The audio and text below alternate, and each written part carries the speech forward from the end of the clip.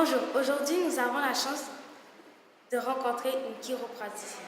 Bonjour. Ok. Quelle qualité faut-il avoir pour être une chiropraticienne?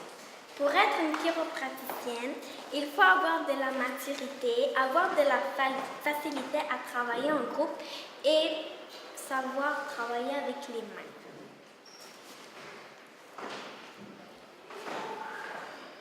Où travaillent les chiro-praticiens? Souvent, on travaille dans les cliniques ou dans les centres chiropratiques. Comment guérissez-vous les patients? Souvent en les massant ou en remettant l'os en place. Exemple, si on s'est foulé la cheville, on remet l'os en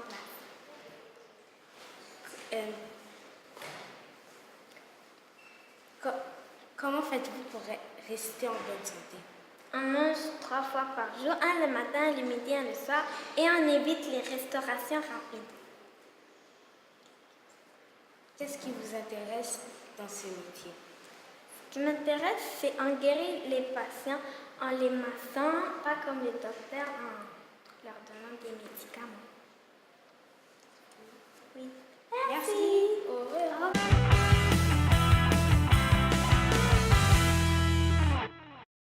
Bonjour, aujourd'hui on vous présente un chaudronnier qui s'appelle Darren. Première question, qu'est-ce qui vous a intéressé dans ce métier-là? Ce qui m'a intéressé, c'est de forger le métal.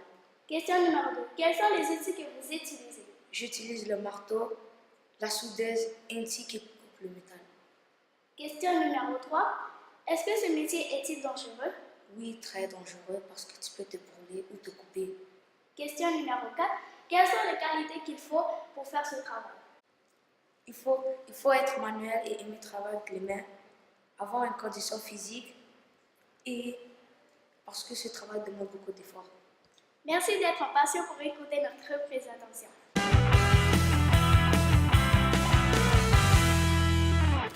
Bonjour, je m'appelle Sabit, je vous présente un ingénieur de un bâtiment qui s'appelle Armand Prit.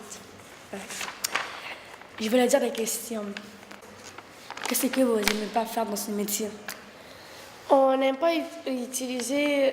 transporter des choses vraiment lourdes sur notre dos parce que des fois, ça cause des injures et des fois, on n'aime pas faire ça car plus de personnes s'y fait mal.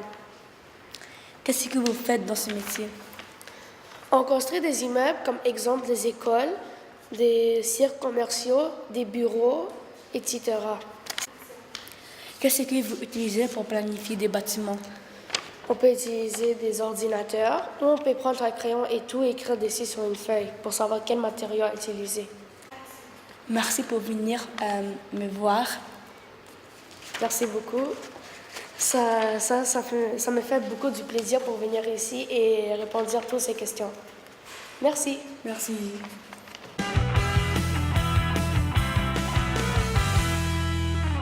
Bonjour Marianne. Bonjour Labiba. Aujourd'hui, je vais vous demander des questions sur votre métier.